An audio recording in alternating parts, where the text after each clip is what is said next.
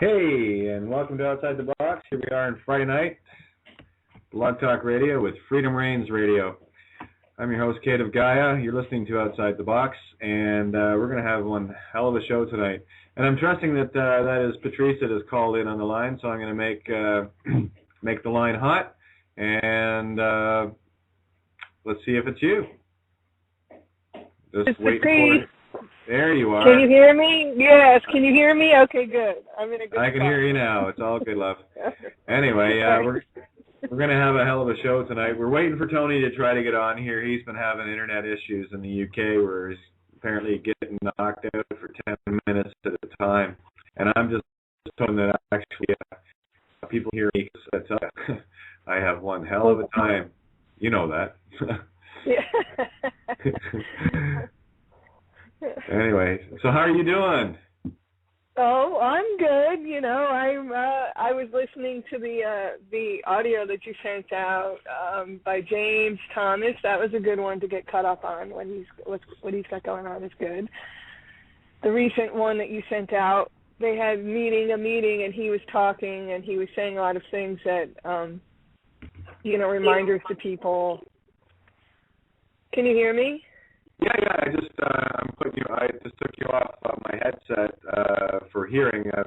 I've got. Because you're breaking up. You're breaking up to me. You sound choppy to me, so I don't know what's going on. Well, you know the routine here, right? Always interference. Always. They don't like me talking, hon. Right. It's all good. You're coming through loud and clear, so that's all good. Okay, that is good. I'm on a good connection right now. I'll just sit put. I saw a beautiful little fawn just ran across the park, and then shortly after her mother came and looked for her, so that was kind of a sweet little thing. So, that's a beautiful... I'm in a good spot. I'm in a good spot. I'll sit right here. Excellent. So let's stuff been going on this week. You're on my email, so you're getting caught up with stuff in the now as it comes to me with that Meads versus Meads thing that and I say thing very loosely that Justice Rook, what a name, put out as a bit of hit piece, not a bit, as an attempt to undermine those that have got this game and are taking it to a whole new level that they're not liking, and they're running scared. They tipped their hand on this one. Yep, I did read that. I read that today. That was good. Yeah, and that was actually my essay from Wednesday that I had to fight to get through. That was my take on the Mead versus Meads, and in that forgive them not. They do know what they do, and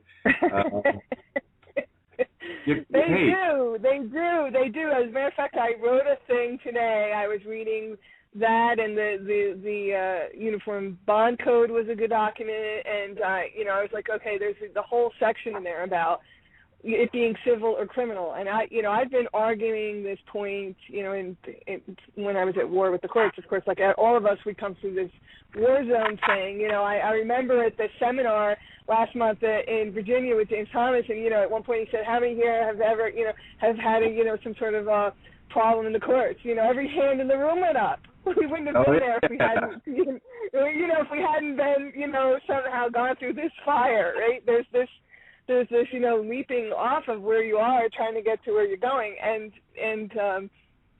I was always arguing that the civil versus criminal, that it's criminal because it's deliberate. When they deliberately intend to harm you, that's what makes it criminal. So how do you prove the intent? Okay, there's a couple ways you can do that: by a pattern of practice, which shows by the pattern that they intend to do it again, or by codified practices, which are written in their manuals, like guardian ad litem practice manuals, or foreclosure manuals, or things like that, where they intend to follow what was written, the prescriptive guidance is written, or in training, when they provide training to the Bar Association or the bench, they provide these trainings. And there was a video that went out around today by a judge that's speaking out now in California about how she was trained to make those rulings, and she realizes it was a mistake, and she's left the bench, and she's a judge whistleblower, and she's like, yeah, we were trained to make these bad rulings. So, there's three different ways that you can prove intent, and once you've proven intent, That's what's deliberate. That's where you can show that it was deliberate harm. That's where it becomes criminal, and not some sort of by accident or some sort of civil, bond thing. Well, we didn't mean to it. You were harmed, but it was inadvertent harm. No, this is deliberate harm that you, Kate, and James Thomas, and everyone else who's been paving the way, and those of us like me who are whistleblowers, and then we get retaliated on, and we kind of like retreat and regroup, and then we come out again and start whistleblowing, and it's harmful. It's deliberate harm that they do, and that's what makes it criminal. And I couldn't agree more with you, hon. And here's the thing: when you were talking about all of the hands that went up in the room, the first thing I'd be doing is standing at the podium and looking for anyone that didn't have their hand up, and then I'd be kicking their asses out. No, you need to get out and live a little before you join this club. Right. Like, you're right. You haven't done, any of the foundational training if you haven't been, wiped, on the floor of several courtrooms several times, many times too many to count, so, years. These things go on for years, these court cases, as you know.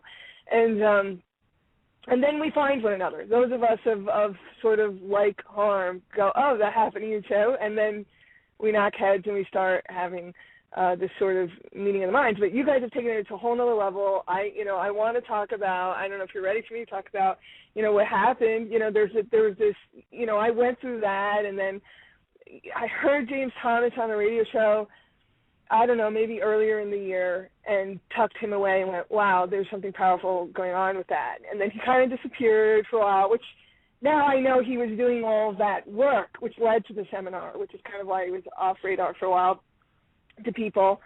And then everything converged for me, and it became possible for me to go to that seminar. I drove 2,000 miles, slept in my car. I'd already been on this sort of hardship escape from being, under total judicial tyranny earlier in the year. And, the last act of this judge was to, bond me, pretty much tell me I had to live like a fugitive. And she registered me as a danger to society in the statewide RONCO system. And I said, on what grounds? I have no criminal record. I've done nothing but open my mouth. And, you're going to register me, falsely register me, by the way, after I had evidentiary hearings and proved the fraud of the court. And instead of vacating it, you're going to extend it for 3 years maximum and register me as a danger to society. And I have to live looking over my shoulder where I go and live like a fugitive, because at any time your minions can falsely violate me. If you falsely filed me, then you can manufacture a false violation. If you have a false violation, you can falsely arrest me. If you falsely arrest me, then you're going to start putting felonies and everything else on my record. So I'm like, why would I subject myself to that? I do not consent. I don't agree. I'm not going to live like that. There are 49 other states in the United States for me to go live, and I don't need to live in your state under your registry, under your tyranny. I'm not going to do it. And so I left Kate, and she had the nerve. There was a review. She picked a review date, and I was supposed to be back in June. And I instead went on summer sabbatical, because for the last 3 years I've been working on my PhD in engineering. I'm a displaced veteran. I did, believe it or not, serve in uniform. I was a uniformed military officer at one time who believed I was defending the Constitution and serving as an agent of peace, but that was not really what it all turned out to be. So I've, shed those clothes, shed that uniform, and shed that thinking in pretty short order. And I actually resigned my commission a few years ago and got out, which was part of this, finding myself process and getting to where I am today on your radio show, talking about if I did it, you can do it too. So I've made a lot of very strong medicine choices, and if someone like me can do it, you listeners out there can do it too. It was a long path.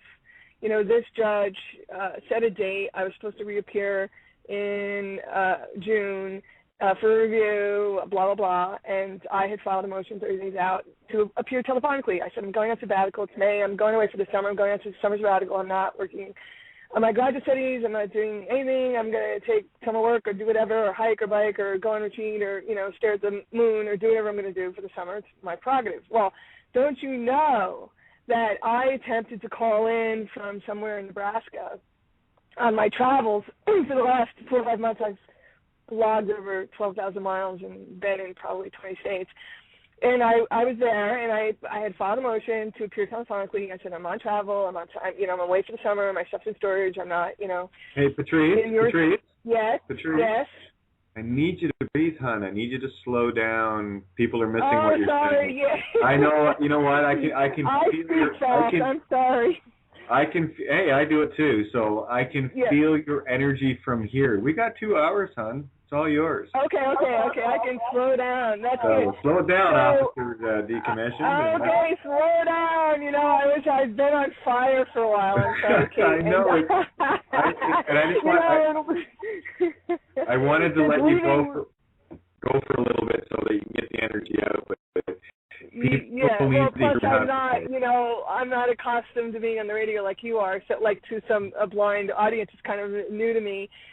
So I called in. She would not let me call in. I called in to find out what number I should be dialing so I could appear in court telephonically, from remotely, because it was not possible for me to be there in person. And she said I did not have permission to leave the state.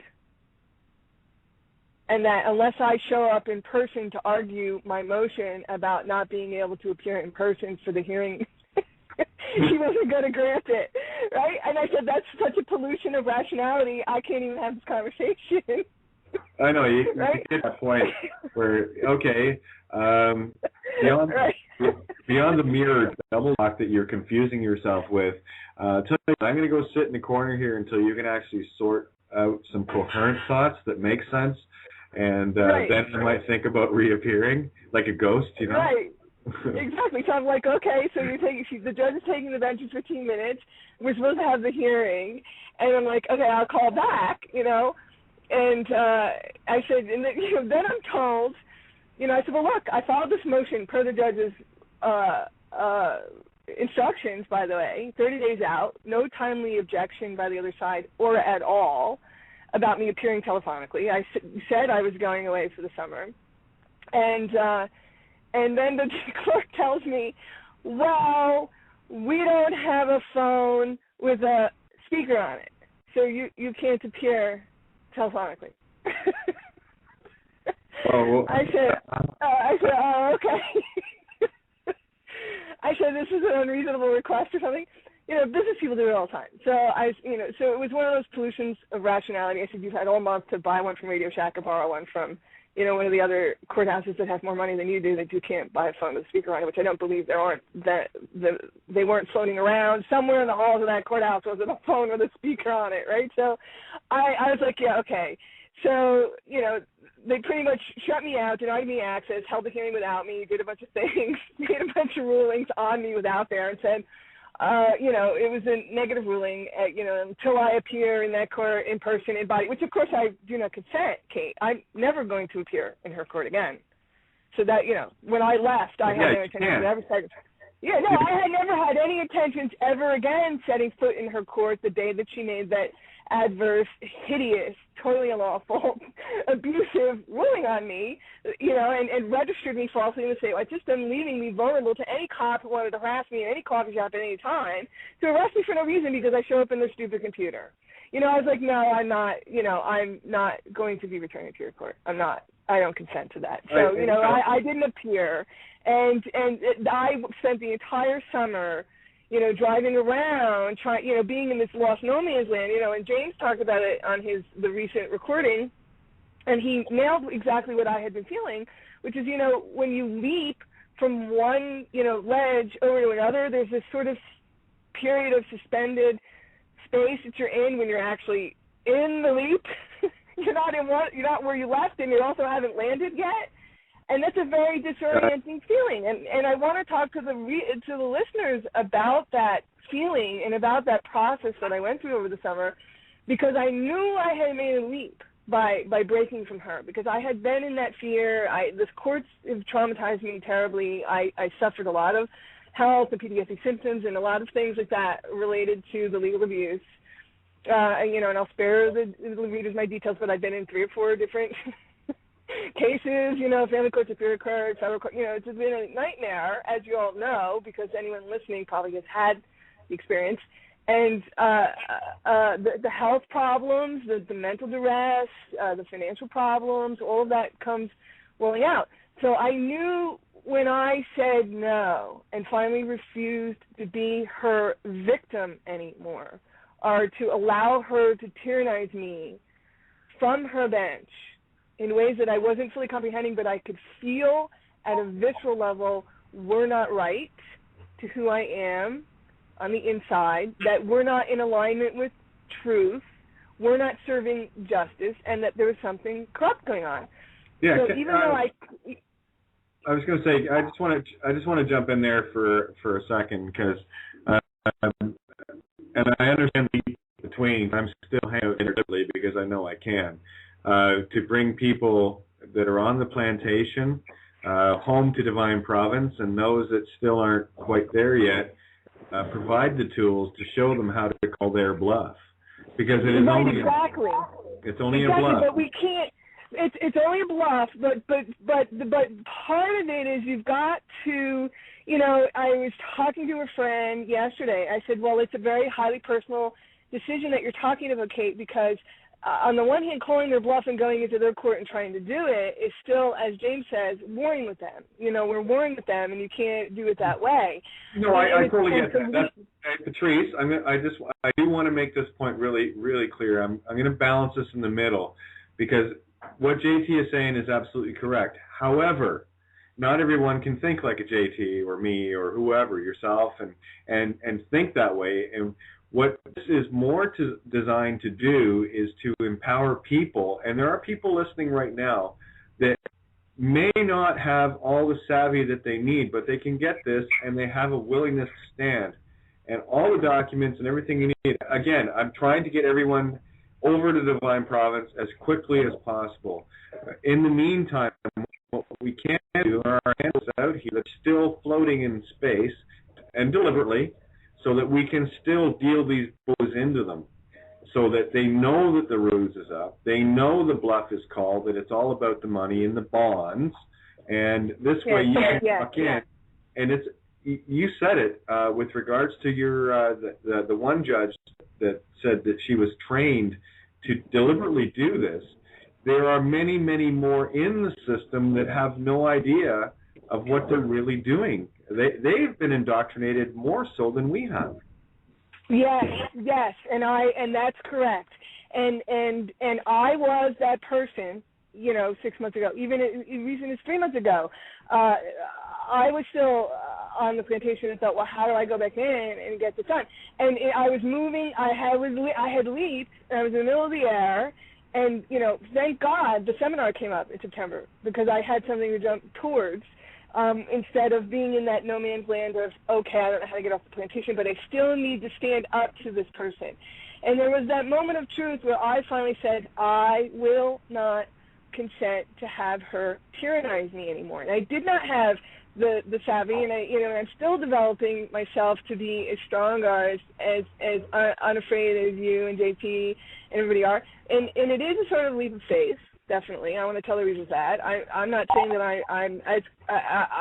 I'm all courage and free of fear. I'm working on that.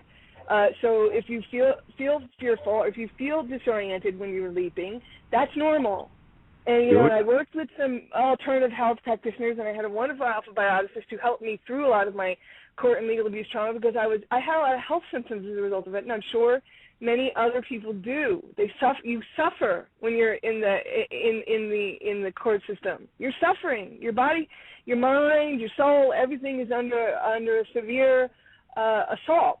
And, hey, I did 28 days solitary beside a guy that I spent, I think, about a week beside a guy that had just murdered a 12-year-old child. I know what that energy is about. Right, exactly. So if you're unlawfully imprisoned, or if you're given, there's a whole sets of things that can cause you to have mental duress, emotional, physical, and everything. And I had to work with this one guy, and he said, Patrice, every time you're feeling this nausea I would feel ill, or I would wake up with the night sweats. I would have all the symptoms a lot of people shared that they would have also. Night before court, you can't sleep. There's days leading up to it. All the freak out factor stuff that goes on. You're feeling paranoid. You're hypervigilant. Everything. What do I do? You can't eat. A bunch of symptoms. A lot of people have many of the same health symptoms. And what you have to do is also alter those and say, he said, well, every time you feel nauseated, he goes, our culture has trained us to believe that something's wrong if you feel in your central nervous system a nausea, like, oh, you're going to vomit, or this makes me feel ill, or you feel sick. He goes, those are actually good feelings. And I wanted to share that with your listeners because he said, every time you feel nauseated, it's the wisdom of your inner soul talking through your body to tell you that your body's processing, and it's not going to digest whatever it is, the court, the fraud, the thing that's making you feel ill. You should look at that as a good sign because your body is, rejecting, saying, no, something's resolving. My body is going to reject that which poisons. And so it's not a sign of, oh, my God, something's wrong with me. I feel sick. I can't cope. It's more like, oh, I feel nauseated because I'm on the right path and my body says no to this. So I need to train my brain to say no to this. I need to stand tall like you encourage us to do, Kate, and not consent, refuse to consent. The jig is up. We're not going to go along with their fraud, their bluff, the thing. We're going to stand on ground with whatever we know, and we can always continue to learn more. Every time I've learned something new, I've added to that, and I felt stronger and more capable, more confident. Your confidence comes with more learning. Okay, and I want to stand longer. Patrice, I want to jump in. You're making a lot of great points here, and something I will never do. I will never refuse consent. Listen to the words, and they use these to fine-tuning. Why would I want to rejoin consent with them? So when they say, when you refuse an attorney, they're actually saying you're joining them. So I'm just trying to point some lists out here and help you're listening. People should listen a lot closer and stop with what you think a word means and just really stop and digest everything you're saying. And another That's great, Kate. Thank you. That's the learning I'm talking about to your listeners. Okay. Every time you've said things like this with the words, I go and try very hard to reprogram my brain according to what you teach, James teach, what you guys are out there talking about. So I'll say it over and over again. I do not consent. I give no consent instead of refuse. So what you're saying is good. This is good. This is how we learn. Oh, it's a wake-up thing. Now, you talked about that leap of faith, and this is what I want to try to bring this home to everyone's listening now. You said, thank God that the seminar was there, when you made your leap. Actually, the seminar wasn't going to be there until you made your leap. All things for a reason here. So what I do stress to people is nothing is going to change until you make the choice. And you have to make the stand. If you cannot make that stand, the universe is going to say, okay. And if you make the jump, the universe is going to say, okay. And these are the choices, and you've hit so many beautiful points here. That's why I kind of want to stop you every so often to really drive those points home, because honestly, it's truly wonderful to listen to other people that are really just on fire and wide awake. And again, in the nature of my being, I'm going to walk right down the middle of everything, and to try to bring balance into it. And that's why. You've made some beautiful, poignant comments. People, I want to get them to focus on. Nothing is going to change until you change your mind, until you make the choice.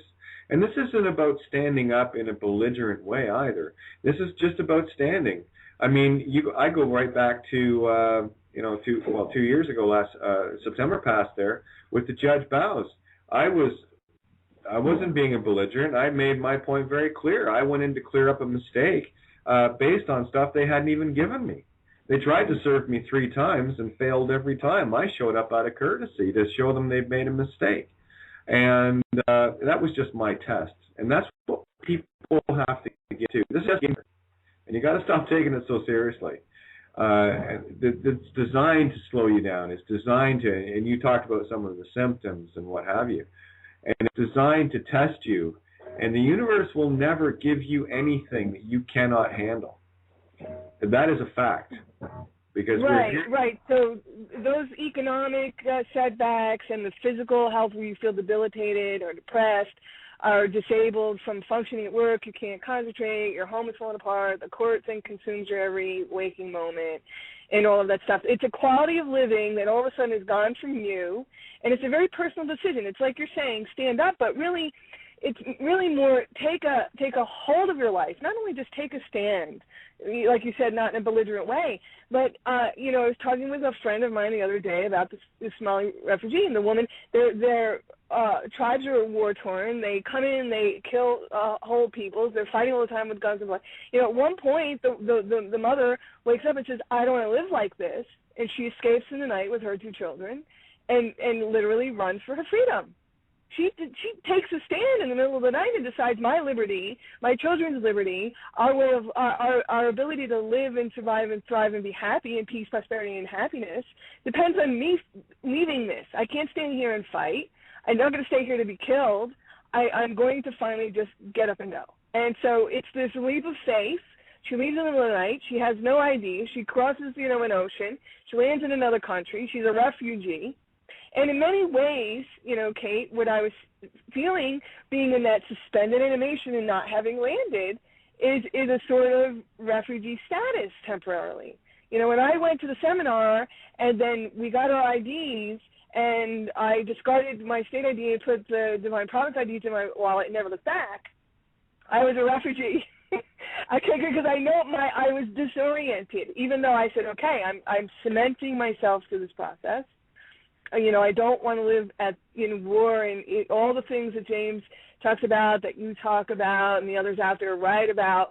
Peter's been on the line; he's been great. The people at the seminar that I met, there's a like-mindedness that we don't want to live that way. The mother with the 2 children doesn't want to live that way. She doesn't want to wake up and find her children dead, or she doesn't want them to wake up and find her dead.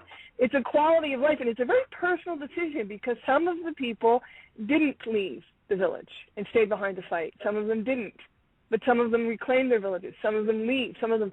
So this step, Kate, is a very important one, and it's a highly personal one.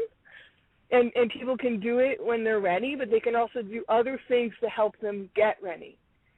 Pack a little bit here, do a little document here, listen to your show, get themselves at a place where, okay, I feel that I can do this. And that's where I had gotten to over the summer. So like you said, when the seminar came about, I was ready for it because I was right at the point of needing that. And I went, got the IDs, rented a truck, got a hotel room, I used my ID perfectly fine. I mean, people are afraid, like, well, what if the cop pulls you over? What if this or what if that? There's all this what if fear stuff. And I'm not saying that I didn't have little, crawly things in my head going, what if? And I said, I cemented myself to the process. And so I'm just, I totally get it. I'm like, I will do what James suggested. If I feel nervous or I do get approached for any reason, I'll invite them to call the number on the card. I'm like, okay, call the number. I don't know what else to do, but that's what I would do. And you start with something tangible and small that's achievable, and from there you gain confidence. Okay, I'm going to ask you a question. I'm going to need an ethereal or a spiritual perspective, because this is how I was thinking. I want to share this with you because you've actually lived it. You see, what happens is when people make the choice, when they finally make that decision, the ID that you're carrying now is that sense of freedom, okay, in a physical manifestation form. But what more importantly, it gives anyone that has that sudden, and you can call it a feeling of security or whatever, it's more the confirmation of you knew you were right. And what happens then is your entire energy shifts where you won't get talked to anyway. And this is exactly what I'm trying to get across. This is a higher game here. It's not physical, and I need people to get out of that. That's to get within, to get out of here. Different vibration. That's exactly right. I did not, right, I have not been since I've been carrying, that's correct. And I did feel that shift. There was definitely a very visceral shift in my feeling of, oh, okay, I know who I am. And this is just to help someone else understand. If, in case they don't understand the words coming out of my mouth, I can show them an ID and they can dial a phone number. It was just kind of like, this isn't for me. The ID isn't for me. It's for them, so that I have a way of communicating. And I did not get bothered. I've not been bothered yet. And I also took James's advice. At the seminar, he encouraged us. He went through a lot of material in a short amount of time. And it can be overwhelming because if you're not, like anything else, like learning a new language or trying to master, more advanced math, your foundation, add, subtract, multiply, and divide, but now I'm getting you to do the algebra. Okay, you mastered the algebra, now I'm trying to get you to do the calculus. And so with James, he had given us a lot of suggestions about how to go about and do our own work. He said, all of you out here are in different places and have different needs to run your daily life. These are tools. And he kept emphasizing these are tools. And I can't help myself. I'm an engineer. I've been in technical disciplines all my life, so the concept of tool was a very pragmatic one for me. I said, oh, okay, these are tools. So I started to put the tool set together. And what I did before I even left the seminar, because I stayed through Sunday night and I didn't leave until Monday, that Sunday afternoon when a lot of people were packing up and leaving and this and that, I went down to the Office Max and made copies of it. I did exactly what he said. I made copies of all the court order, copies of my ID, copies of the Title 18, and made these little packets. And he said, you have to notice people. Put people on notice. Provide them notice of your status. Don't be afraid to say it. He goes, now that you've done it, keep carrying through. Live it every day. And I said, wow, okay, this is really the prescriptive guidance. And I said, wow, these, everything these guys have been in and how hard he's worked for decades, he and many others. I said, well, there's this old saying that they used to tell us is, in engineering we study failure a lot. When you get an engineering degree, you study failure a lot. And I think most of this work has been taken to new heights, like Kate is saying, because of failure. We've learned what works and what doesn't. And so I have a deep appreciation for failure. And one of the mottos in engineering school is a smart person learns from their mistakes. And a truly wise person learns from the mistakes of others. And I said, wow, Kate and James and Peter and other people have made a lot of heavy-duty mistakes and spent a lot of time in jail. I don't want to go there, so let me pay attention, right? Let me be the wise person who's going to listen to the wisdom of their own, of what you guys have learned, because you're trying so hard to give it to us, and you get frustrated and we don't hear.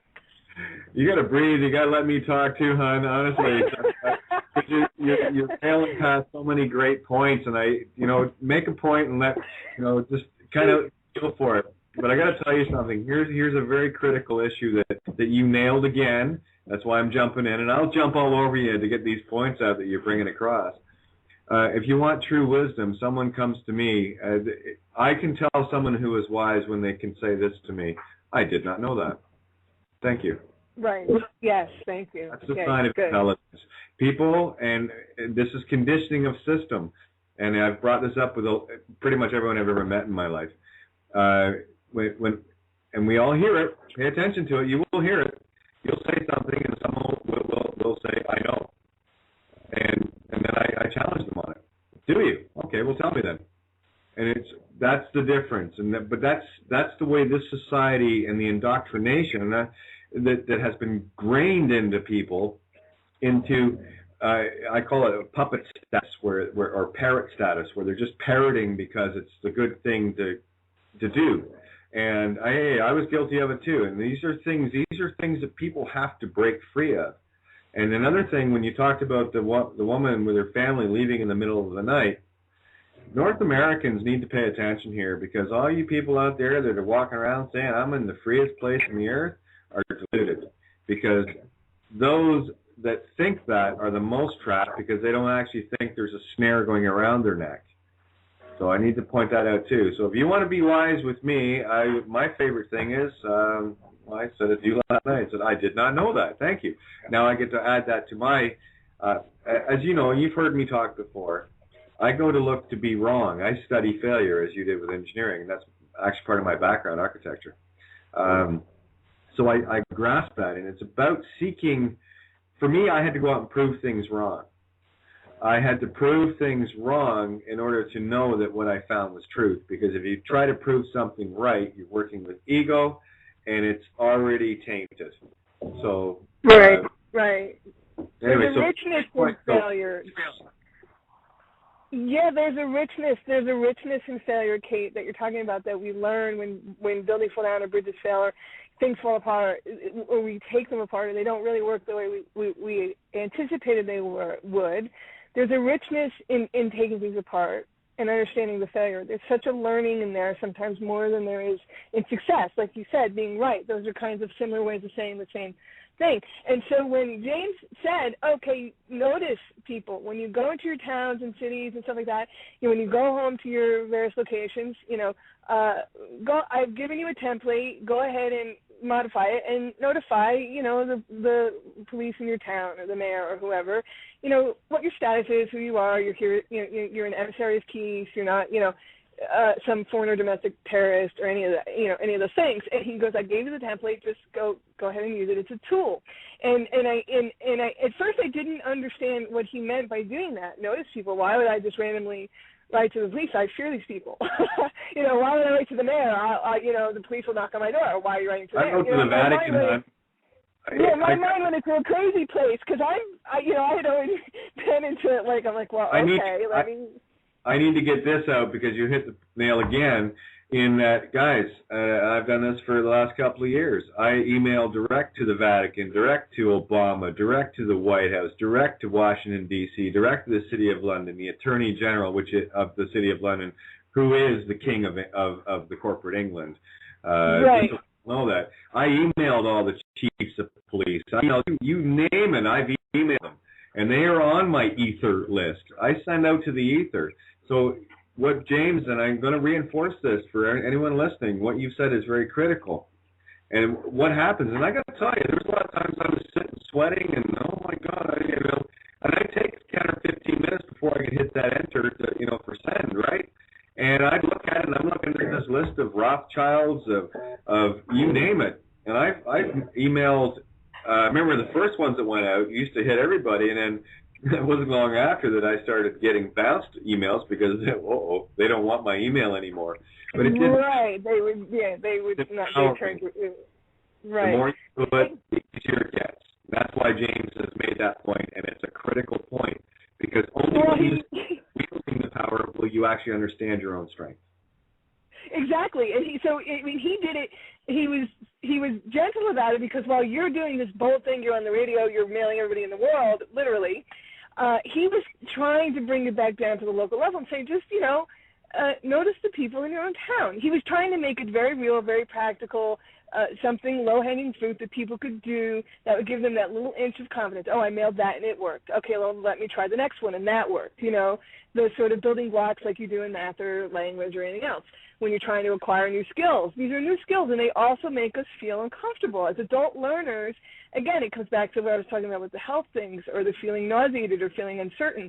That's all normal, and that's all okay to lick the stamp and mail it and feel, oh, my God, that moment of what if they come knock on my door? Well, you want them to. You're inviting them to. So on my tool, I put my number, and I said, I invite you to call me so I can come in and have a further discussion about this if this isn't clear to you or if you misunderstand why I'm sending this to you. So, none of them have called me. Nobody has bothered me or pulled me over.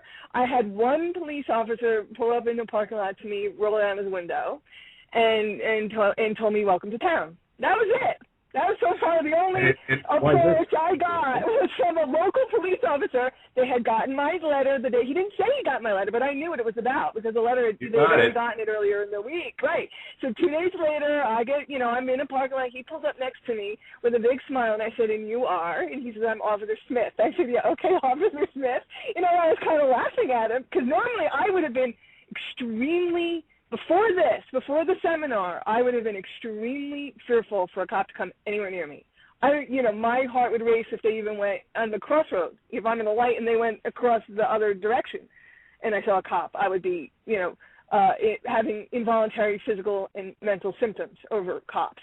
But I did not have this because I had that shift that Kate talked about earlier, 3 weeks prior, having put the IDs in my pocket, the other one at the bottom of my backpack. I don't know where it is anymore. I can't even find it, and never looked back.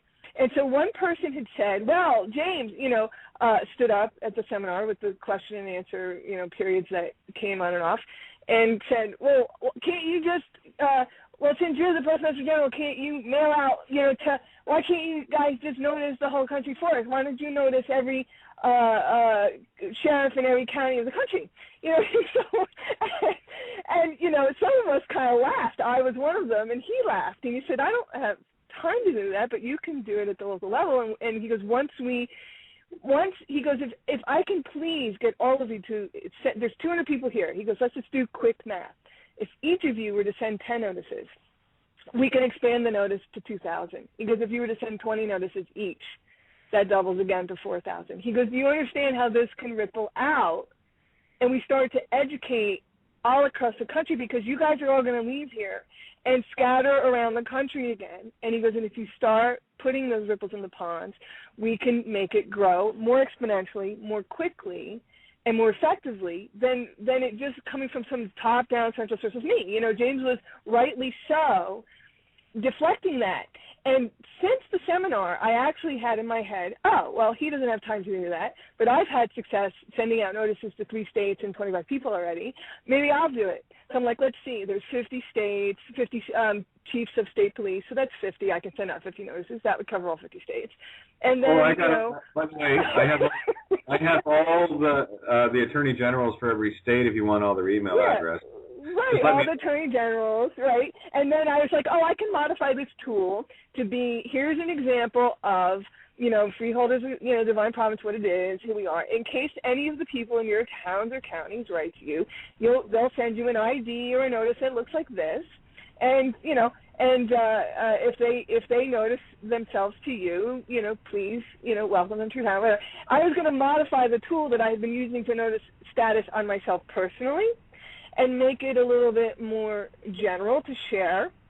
Because I was thinking about that comment. I'm like, well, James doesn't have time to do that. But I'm like, it's something somebody like me can put some energy into doing at some level and do it. I'm like, okay, postage, whatever. I just have to come up with the funds to mail it out and stamp it out and everything like that. But I can chip away at that, 10 a week, whatever.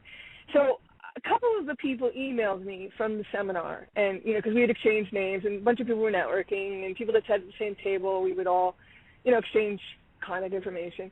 And two people emailed me, and the one guy said, did you send any notices? And I'm like, I'm already all over that one.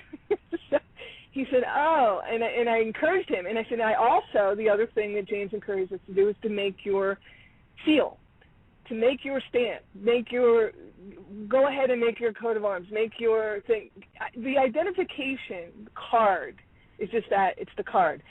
But your identity as a member of the divine province and your right to your divine identity is so important that the more time I spent creating that and thinking about that and having, all those little things that he suggested that we do, I'm not sure everybody caught, because he said them and he takes them for granted because his seal is already developed and Postmaster General already has a thing, and we have the flag, and we've got a lot of things that are symbolic and important.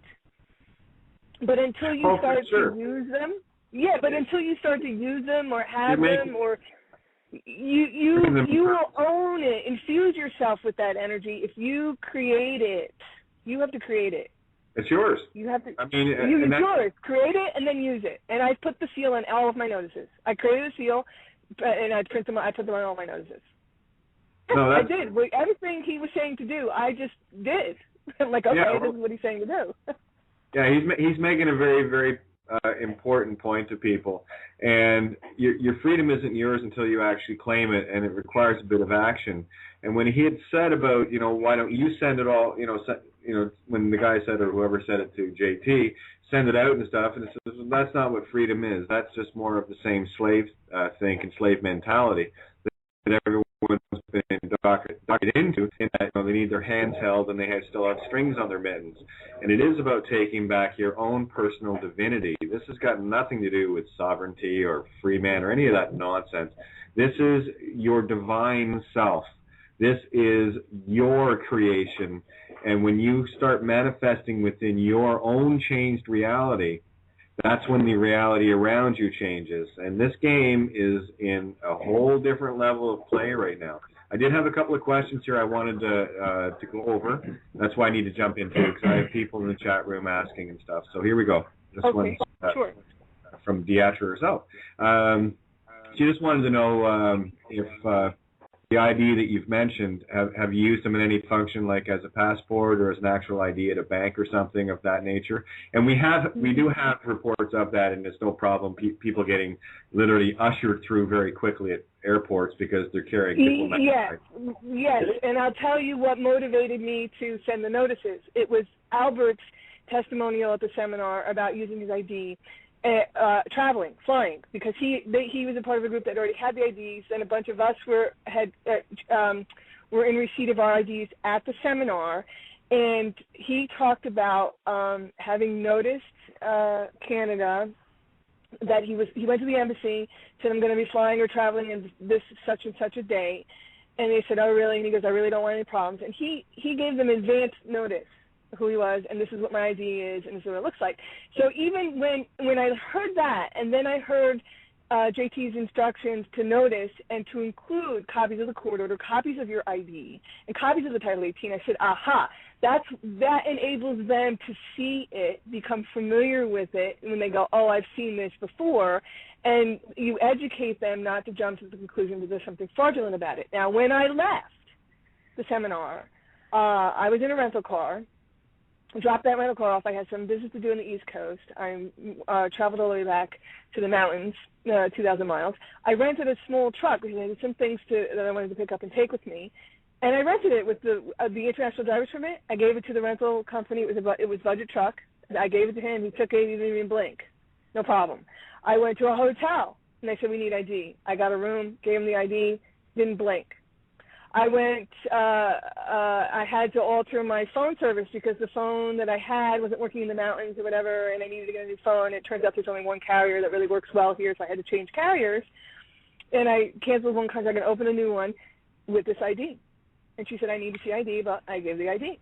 Not a blink. Not a blink. I have shown this ID so far in 7 states, in 3 or 4 different, activities. They don't even blink. So if I can do it, people, if you're listening, and I was a fearful rabbit. I'm telling you, what you're hearing on the radio now is a confidence born of going through the fire, landing on my feet, dusting off, and going, oh, I'm on a different ledge now.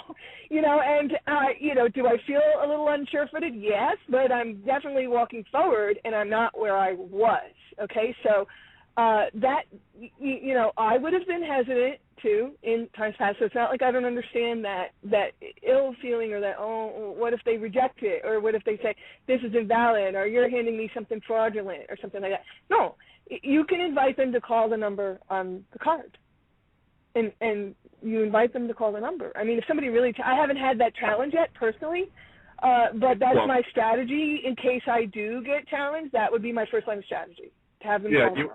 You won't get challenged on it. And I just want to bring up a couple of things. This is from Jacob, and I got to tell people there are no such thing. Well, there is such a thing as a dumb question, and it's the one you don't ask. That's the only time I ever call something a dumb question. Right. And there was a comment here with regards to, and I'm not sure if you'll be able to answer it. I've got my own ideas about the District of Tens and the meaning of the words as far as what they are. The District of Tens, to me, that's where you're dealing with divinity. 10 is the one and the nothing, all right, which is the on-off, like the I-O, right? What we're dealing with here when you're outside of the district of tens, which is Washington D.C., which is 10 square miles, what you've actually done is Divine Providence is elevated above the Universal Postal Union. It flies above that. The Universal Postal Union is the most powerful court in the world. It's headed by the Pope. So when you're above that, it's a different game. And it also asked about how Canada fits in with the District of Columbia. Well, the Corporation of Canada is registered with the District of in the District of Columbia, or DC, direct current as I call it, because that's what it is. That's where all the power goes. That's why anyone who wants to get involved with unnations, well, I think you guys call it UN or United Nations, the unnations, if you want to be a fool and play into their hands, and there's a bit of a trap going around right now that I do need to get out with people. Honestly, I'm going to do another show on that. I don't even want to talk about it right now because I have never seen so much written garbage in all my life. You know, you use the word person on a document and you're dealing with government agents, you know, because your group is the only one, you know, the Canadian government wants to meet with. That's a dragnet of dragnets. But anyway, I just want to get back to Canada here. Yeah, the Canada thing, people get confused. People say, what has Canada got to do anything with Chieftain? I'm like, well, you know. Part of the divine. Yeah, and that's the thing, too. In the United Nations, all the countries that are there are registered, crown-owned, which means Triple Crown, Rome, London, D.C. And people still, I've talked about this for years, and people still don't get it. Now, that's why whenever I came across Peter, Rory introduced me to the Sui Juris.me, and that's where I got to meet Peter. There was a bit of a gap between us hooking up, but neither of us were really fully ready for each other at this point. And as soon as I came to the knowledge that they had literally got the keys of Peter, I look at that from a very ethereal aspect. I know what they are. Excuse me, and it goes far beyond physical, because this game is not a physical game here. That's the illusion. And once you can find yourself, and you're on a roll, kiddo. I love her, man. When you can find yourself the same way that Patrice has, everyone that's listening, you'll start to understand the shit that I'm talking about. And you can't do it sitting back being theoretical. You've got to get up off your duff and go out and do something. You've got to make the move, make the choice, because if you're not, then you're still slave speak. And I can't. People like Patrice, myself, JT, I don't care who out there that knows what we know, we can't do shit with you because you're asleep and you're not willing to wake up. So great, I love you. Stay asleep. Fair? Right. There was a gentleman at the seminar who he came unprepared. He traveled quite a distance. I don't want to give his name or anything like that, but he traveled quite a distance, wanted to do it, was going to, but he hadn't completed the paperwork. And one of the prerequisites for the seminar was you had to have mailed off and done all of the steps. And you had to, if you wanted ID, you had to have, you had to have your silver, you had to have things. There was A, B, and C. It was pretty clear what needed to be done in order for you to leave in the state that I left in, which was fully prepared to assume my new identity and go forth and, be free. Whatever that means. It's uncomfortable. I feel ill. I don't know where I am. I'm disoriented, but I'm going to do it. Okay, so he came to me, at one point. He was like, oh, you seem to be all organized and everything. I'm like, I'm not organized. I'm just committed. Because I don't really fully know all the stuff, but I'm trusting these guys. I'm listening for the learning. I'm here to learn. I want to glean whatever wisdom he gives, and whatever small things pertain to me, I will put them on my list as action items, and I will do them. So when he talked about mortgage or foreclosures or what to do with property and things like that didn't really pertain to me because I don't have property. I tuned it out and focused on the things that pertained. Because he had a very wide, diverse audience at very different levels with all competing needs, a lot of different diverse needs. And this gentleman said, well, okay, Patrice, here, let's meet for dinner, and you can help me do my paperwork. And I said, no, I'm not going to help you do your paperwork. You should have done it before coming here. I don't understand why you didn't do it. I'm like, okay, so the next morning, James is there, and we're starting up again. It's coffee. Everybody's coffeeed up. And, the question and answer is this, that, thing. I gave you tools. There's a tip going around. There's documents. There's templates for you guys to use. There's a copy of the flag, a JPEG of the flag if you want to use it, blah, blah. We were talking about a lot of different things. He was covering a lot in a short amount of time. And so you really had to pay attention. And one of the things that James says the next morning is, do your own work. And I was almost looking for this guy in the audience, like, did you hear that? Are you paying attention?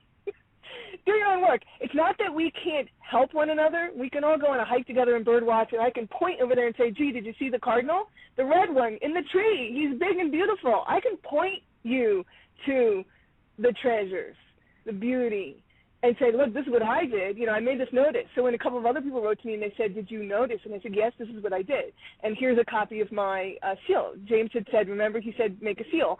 And I said, this is what I made. What do you think? Get feedback. And then, so now I've been in this thing of noticing, mayors and chiefs of police and the county sheriff and being like really successful with that. Nobody bothers me except, one little welcome to our town thing. And now I'm like, okay, the other piece, which was a little more difficult, that James said, well, if you have ongoing litigation or other loose ends in their court of fiction, he goes, there are ways to deal with that. And he was always kind of vague at the seminar that we were covering a lot of things, and he would brush over that. But he said one of the things you need to do is you can't communicate with their fiction. You need to communicate with their person. Person to person is how you're going to cure a few of these things.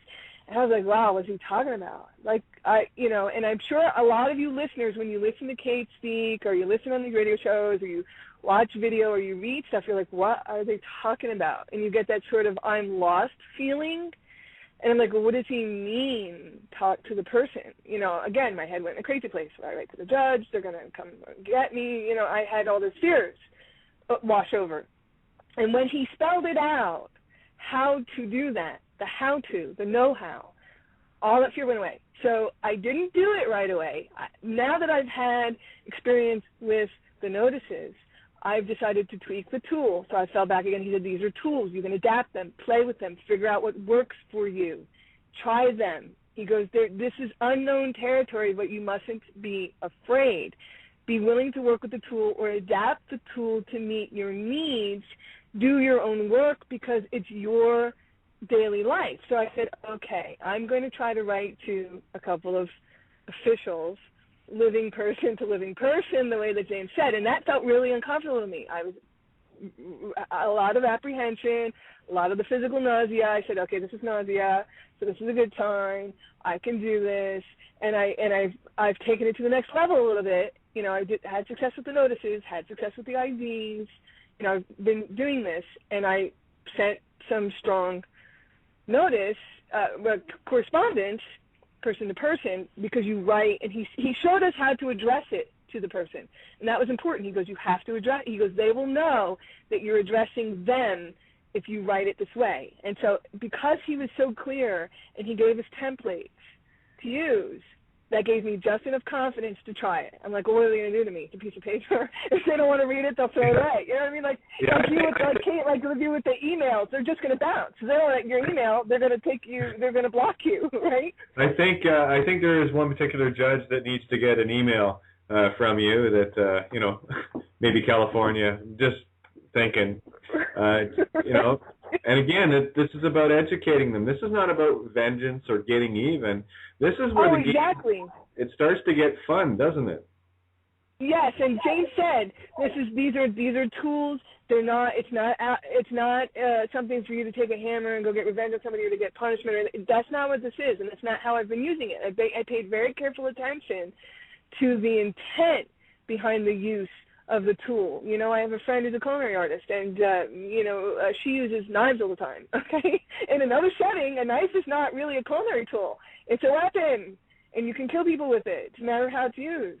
Okay, so knives are useful tools for many applications.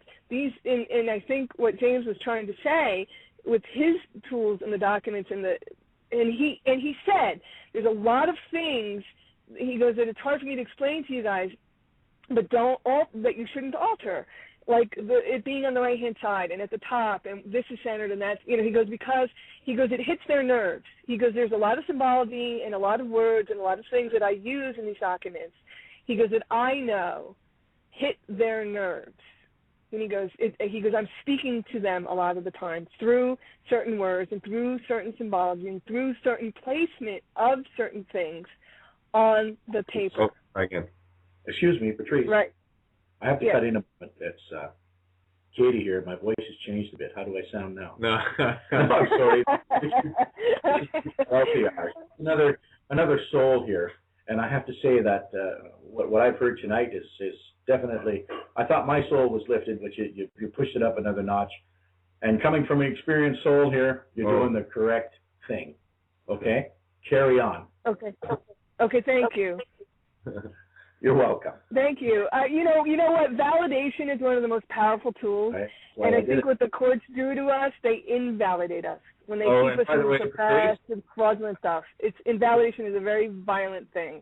Patrice, without getting into any detail as to who just validated you, the level of validation you just got is one you cannot even imagine at this point. Let's just say we have a very, very core group of beings that are have been walking at the forefront of this for a while, and none more so than the gentleman you were just talking with. So, and something else too, and you brought up, I got to hand the U.S. military some credit here. Boy, they got their officers with their heads on, and it's no wonder that you were an officer. Because you're used to thinking on your feet, and this is the difference of thinking. You're used to thinking on your feet, you're used to making snap decisions because other people's lives may depend on it. And when you get into that sense of others, and that's what an officer is, they have to be concerned with their own men and women around them more so than themselves, because they know that when they make a decision, if it's not the right one, it can cost lives. And this is the difference of standing versus waiting for someone to push you up in a buggy in front of the all-you-can-eat buffet. Okay, so that's the difference, and I'm so glad you emailed me to get on here, and I'm just going to let you go on here. So I just wanted to. Okay. Well, thank you for inviting me and taking me up on my little sort of like out of the blue email, like I got to come on your show and talk, and thank you for inviting me. I feel honored to be allowed to share my experiences, courage, fears, apprehensions, and stepping forward and all. In running, and I took off. I'm running hard. On the military side of it, the military core values of the Air Force are integrity first, service before self, and excellence in all that we do. And those core values aren't exclusive to the Air Force. You can own those. They're up for anybody to have. And my heart really goes out to anybody, any man or woman in uniform right now, and their families, over the way that the military, the United States military, is being abused. We were originally, back in the spirit of defense, were considered like a guardian class. There's a very distinct doctrinal change in the military over the last 100 years from when, at least in my history and reading, as a guardian class and defenders of the Constitution. And I'll never forget being hammered by a senior officer one time that you defend the Constitution, not any one leader, not the people, not this land, the Constitution, because the Constitution is what constitutes the glue between the people, our creed, our way of life, and our divine very being. I didn't have a clue what he was talking about, but I felt shaken to my core. And he said, you must, he was addressing a lot of us, and he said, you must always defend the Constitution, the values that underlie living and dying, who you are as a living being and what your responsibility is as an officer. And I was like, wow, okay, he's saying something heavy. And it took me a long time for that to marinate deep inside of me and what he meant by that. And it actually led to my resigning my commission because some years later, in the face of current events and the ways in which the honorable men and women who are also being abused are being led to slaughter in the name of something evil. And my heart goes out to anyone serving in a uniform who believes that they're doing the right thing and on some level know they're being led to doing the wrong thing. It's such a crisis of conscience.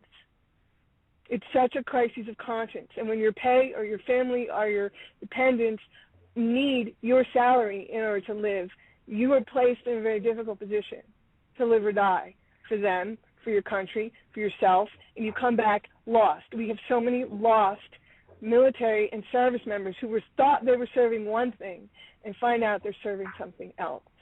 Yeah. It's a very heavy, heart-rending place to be in, because I know I went through it and left. But we have many of our service members killing themselves because they cannot find their life. Yeah, and another reason why I'm so elated for showing up, and I just want people that are out there listening right now, Patrice, you emailed me, and I thought, hey, that's all I ever ask is for people to contact me, and if you want to get on, let's get it on, get on the air, and all things for a reason. That's why I live in the now moment, and the things that you've brought up with regards, and this applies to any military, because we're listened to around the world. I'm originally from the jurisdiction of the United Kingdom. I'm from Ireland originally, and this goes out to the British military, to any of the American and Canadian military and Australian, everybody. They are all in a very awkward position where they're caught between the devil and the deep blue sea, and yeah, that is a war of conscience that many people will wage, and because of situation will lose, and they will take their own lives. And that's why you're seeing the rise in the suicides, because people are at war with themselves, not knowing which way to turn, and it's a very destructive force within. So I'm so glad you brought that up, kiddo. I can't begin to say thank you enough. Oh, well, thank you. My heart just goes out to them, because it's just so tragic. It's just so tragic, especially for so many of the young ones who believe or want to be a part of something larger than themselves, and they want to serve that ideal of being crisp and at the ready, and to serve, and they don't really know what they're serving, and they get sent to slaughter, and it's just so tragic to me. And it's a mixed master sort of thing. They're told that they're doing this for this reason, and we all know what it is. It is the oil cartel, banking magnates. It's the ones fraudulent. Yes, it's fraudulent. They're fraudulent missions. The missions are fraudulent, and they're sacrificing themselves. They don't realize, right? They don't realize it, and here's but they can't get out either. They're trapped. They're very trapped. They're going to be punished.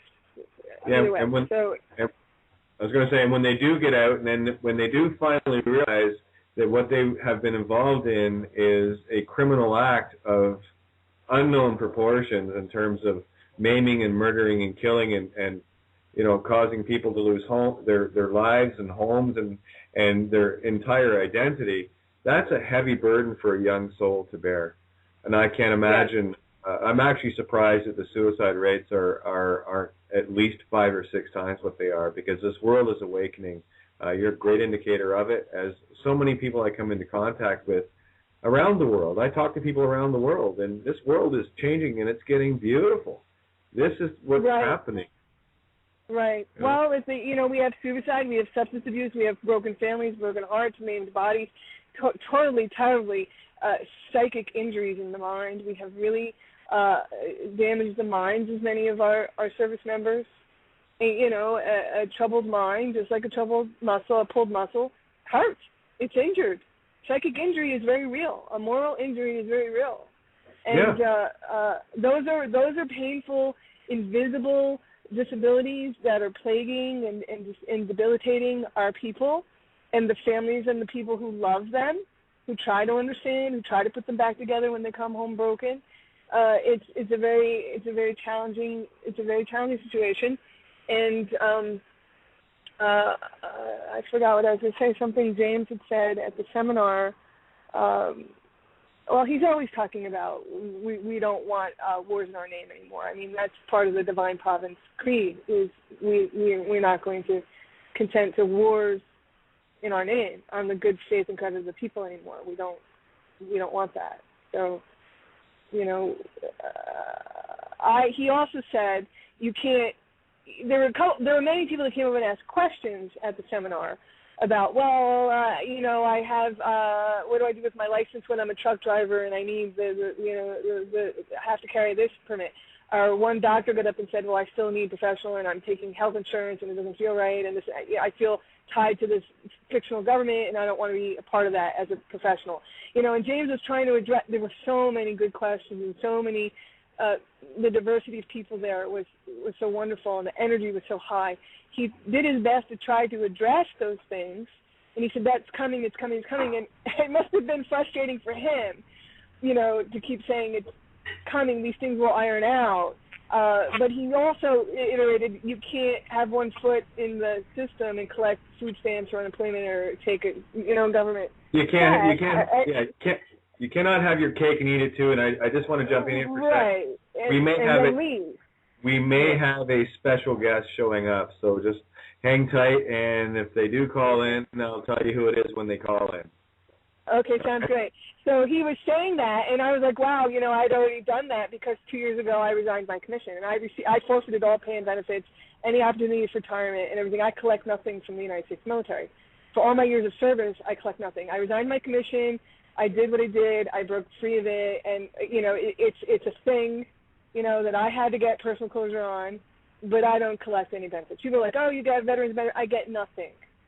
I forfeited all pay and benefits. I receive nothing.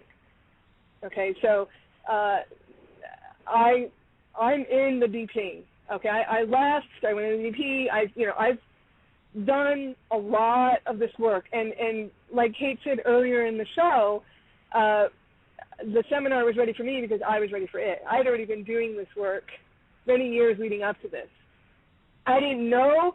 I wasn't fully conscious of what I was doing at the time that I was doing that it was going to lead to this. I just would make the decision, like the woman, the refugee who left in the night with her 2 children, to say, I don't want to live this way anymore. I want to live. I don't want to be slaughtered in the middle of the night. It was her crisis of conscience that said, I've got to get my children out of here and hope for a better life, myself, my heirs, whatever's going to happen, any grandchildren that I might hope to have. So she leaves, and it was kind of like that for me. I left the military. Now I've left the United States and joined the DT. I've left, so many things. I've suffered a lot of ambiguous losses. I've gone through the fire. I've had to find my courage. I've tried to use these tools. Every time I use one of the little things that James says do, make your seal or send this letter or try this thing, you do it. You gain a little confidence. You get positive feedback. You get validation. Someone says, welcome to our town. And you're like, wow, that worked. That's cool. And you can start to shift. For me, your listeners are hearing Kate and others say that I'm in the high-speed lane and that I'm really on fire and I've been running hard and running fast, which is true. But like any good, say, theater show or dance, you see the 2-hour show and you're like, wow, these people are fit, they're trained, they're ready to go, they're flying through the air on flying trapezes. But what you don't see was all the hours of training, preparation, rehearsals that they did that led up to that beautiful 2-hour show.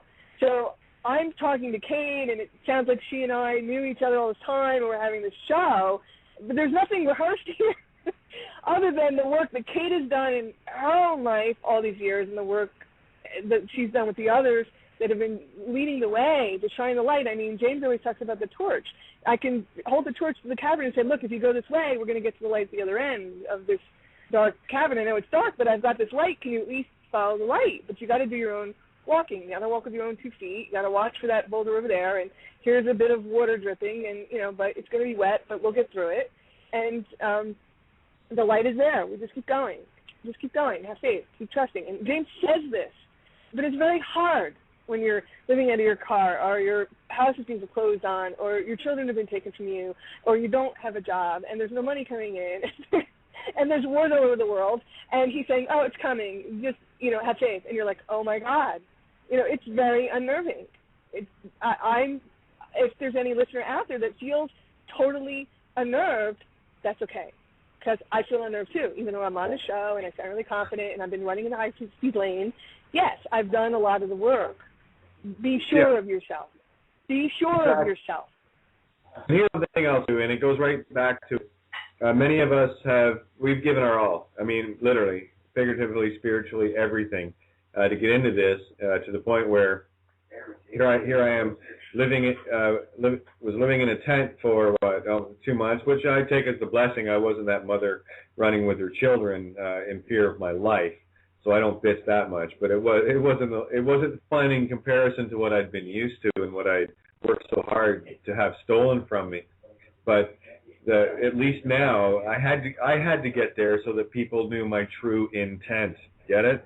So my true intent is I'll go to the mat for anybody, and I have to tell you, my torch almost hit the ground a few times, but it never did. I never let that torch hit the floor, and that's basically the stand that people have to make.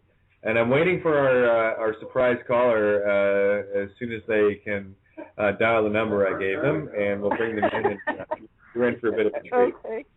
Okay. Well, I mean, I'm happy to take questions. I mean, if people have questions for me, like how did I overcome it, or what did I do, or when you're laying at night watching the ceiling fan go around, and you're like, oh my God, I can't. There are ways to tap in and to remind yourself. There are so many people out here validating what you're doing, that you're listening to this call, that you're trying to wake, that you're willing to run the path. Okay, that you're putting on the sneakers and you're like, okay, which way is the marathon? Like you don't even know what road you're.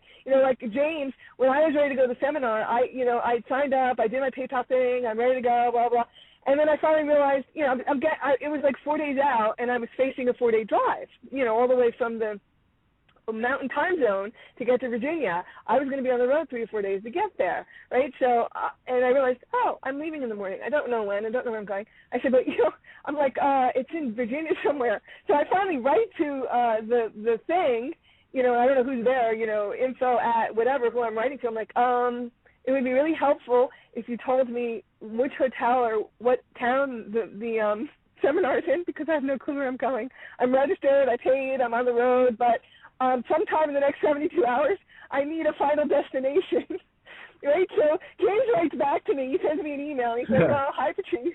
Right? He goes, "Flying by the seat of our pants, are we?"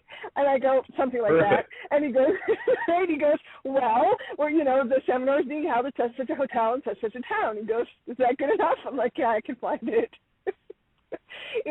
I'm like, I don't even know where I was going, but I was so determined to get there that I was like, oh, well, I guess, eventually the address will, I'll ask for it, or I'll remember, or I'll get to a Wi-Fi at a rest stop, because rest stops have Wi-Fi now. And I also learned that all the McDonald's have rest stops now. I'm not a McDonald's eater. It's unhealthy and the whole 9 yards, but I've come to like them because I know they always have free Wi-Fi. So at least you learn these something. Things.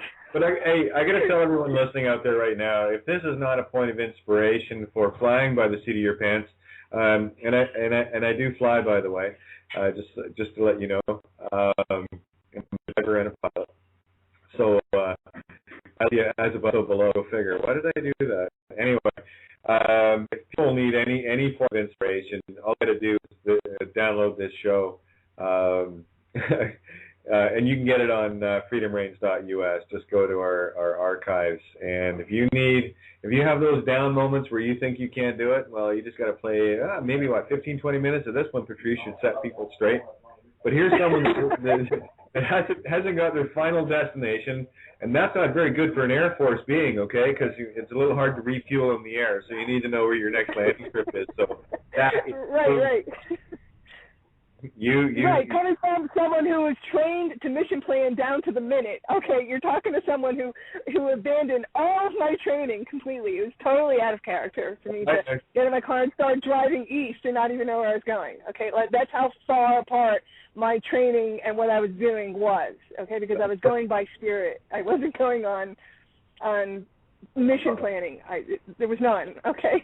And you made it. Look, you made it. And I made it. I was psyched. I made it. Yeah, I made it. I was there. I figured it out. Yeah, exactly. So the takeaway, Kate, right, of today is if I can do it, so can you. For any women out there listening, I also noticed, it was something I noticed, that there were far more many men at the seminar than women. So I don't understand the gender equality thing there going on, why women are less coming forward. And I know some guys were talking about, can I get my wife, my kids, there's that sort of, I did it, but now I want to bring my people with me. And James always talks about, well, no, they need to do it themselves. They have their own identity. And well, that's that's it. interesting. It's the individual spirit. Yeah, it's the individual spirit, and I love the fact that that is what is being pushed. And what we have to do is break this paradigm of the wife being subservient to the husband. I've done the shows on it, guys. It means the emotions must be subservient to the mind. So what we need to do is break that paradigm of that apparent gender inequality, and that somehow women are less capable than men to do this. So for crying out loud, my favorite saying is anytime I come up talking to a guy or whatever about how tough things are, and I says, what are you talking about? I can do it, and I'm half the man you are. You know, so it's like lose this whole notion of gender or whatever. Get out of that paradigm of religiocosis. That's what Rome taught. That's what religions teach. This is about a team of duality. A husband and wife are one, and both are equal parts. Like the heads and tails of a quarter. You flip it any way it turns over, it's still a quarter. Right. Right. I mean, like, you know, my friends, they've been worried for me. They're like, oh, but geez, you're a chick, you're out there on the road. They got all these fears and stuff. And I'm like, you know what? I never felt more safe or more at peace sleeping in a truck stop surrounded by all these rigs and all these guys, salt of the earth, transporting things. You know, some of the most really present individuals are the ones who are always moving. I didn't feel unsafe or unguided, or I just felt a hedge of protection around me at all times, and I believed in that, and I trusted in that, and I had no problems, and I was totally just driving east and did it. And if I can do it, you guys can do it. Okay, you can do it. And let me add one more little thing. If it's not motivation enough already for what I've done, you know, I'll confess. I'll give you this little testimonial about myself and how far I've come. You know, I actually suffer another disorder that's an invisible problem. I'm an autistic adult. I'm a high functioning autistic adult. I have gifts and talents, which is why I got into the Air Force, because I blew away the tests. But I was a kid who didn't speak really until I was like 8 or 9 years old. I suffer deception and being deceived and picked on a lot. Okay, so I could be easily led astray or have my trust and my vulnerability and my belief in things and what's divine and what's beautiful abused. And I've been abused many times in my life for trusting the wrong people. Okay, so for those of you out there who feel fooled or deceived or trusted or manipulated or exploited, yes, you have been. And tomorrow's another day. So you can wake up in the morning and choose to trust again. And what you vest your trust in is your divine spirit, the wisdom of those who have led you, the understanding that you can do it. And someone's always got something more that they can teach you. Someone up chain always knows more than you do, has more situational awareness than you do. And it's worth sometimes trusting. And by the same token, you always have something to share with someone else. And when you start to realize that, hey, you know what, I can help you with that, or I did this and it worked, or I came on the radio show and shared with you guys, you know, my vulnerabilities, my fears, my apprehensions, and I leaped anyway. And I'm saying that because if I can do it, you can too. And I think that's a worthwhile message. And what drove me to do it was listening to Kate and Peter last week, so frustrated at having put the documents up, made the steps 1 through 8. Here are the and I get confused with the documents too. So even though they made the 1 through 8 or the steps on this tab are all the forms you need, download this, mail this off, it's confusing. I grant you that. And just work with it. Like algebra was confusing, or driving a stick shift was confusing when you first did it, right? When you first drove a stick shift, you had to pay attention to all the stuff, the clutch, the gears, the thing that's going on. Oh my God, you're going to run a stop sign, you know. And then eventually, driving becomes a little smoother, and you're not paying attention to those overwhelmed things. You kind of grasp it, right, Kate? So over time, the documents, the material becomes familiar, and you can drive that car. You can do it. You can drive this process called take liberty for yourself and be free, and, you know, take charge of your own life. Believe in yourself. Do it. You can do it. You can drive your life. Everybody, and I love the enthusiasm. And again, you know, there's so many people out there with training wheels on their bike that for some reason feel obligated to pop wheelies and stuff. No, that's not what it's about. It's about taking baby steps. It's about taking that tiny little hurdle that you know, it might take a bit to get over it, but you know you can get over it. And when you get over that, you pick the next biggest one, because what you're doing is you're step-by-step building spirit. That's what we're here to do. We're not here to do anything material. This is about the divine essence of building yourself. This is kindergarten for angels, angles. This is where we all learn to be the divine aspect of God as God, because a lot of great teachers told us, and try to pay attention, that ye are gods. And that's what we're here to train about, and that's what we're here to do. And the fact when you said about taking all your military training and you threw it to the wind, that's perfect, because that shows in absolute clarity that even the strongest of the programs that are out there, the military have the strongest, can be broken. And look what comes out of it. Patrice, this flower. Then here you are. For those of you who are afraid of heights, in the military, they train you. They put you in a lot of fierce situations on purpose, and they train you, and they make you do things that are, challenging always your edge, or putting you to your limit, what you can take, right? They overwhelm you, stress you, fatigue you. They put you in mental confusion. They do a lot of things for you, right? So I remember one time, it was the heights thing, climbing or whatever we were doing, and, one person said, whatever you do, don't look down. If you're going up, the higher you go, the more you need to keep looking up. The higher you go, keep looking up. And I was like, oh, okay. And I made the mistake once that we were climbing something, and I was up, and I looked down.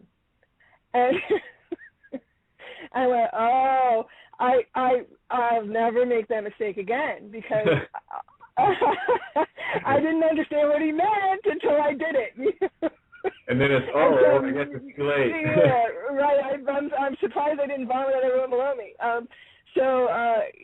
When you're climbing heights, sometimes when you're climbing and you feel you haven't made progress, just keep looking up until you get there. And guess what? You'll get there. You'll get there. You will get to the view or a landing that enables you to pause and see how far you've come and regain your confidence and your strength and take a rest. But when you're actually climbing and doing, just keep going. Just keep looking up. Keep looking up. Just keep looking up. Yeah, so many people get caught in the valleys, and what do you call that? I think our guest doesn't realize that my show is over at 9. I've only got half an hour left, so if you're going to call in, you need to call in between now and 9. 30 more minutes or something. Yeah, he just caught what I've been trying to say, so I've been waiting and waiting. We got like a half an hour left, so I want this individual on the air with you, because I know it's just going to be this beautiful explosion of love energy. So, So go ahead, mystery guest. Call in and I'll hook you up, and then everyone can try to guess who it is by their voice. Mystery guest? Yeah, we're having another mystery guest. No, I sent word out to everyone that you were on tonight, so you're not the mystery, Patrice. I made sure. Oh, good. I don't want to be a mystery. I'm kind of like a quirky, character, and I wanted to relieve your frustration. You and Peter were so frustrated. I'm like, okay, they're not getting, they're so far ahead of me. It's like the guy who told me don't look down, right? He'd done it so many times. He said don't look down. It was obvious to him.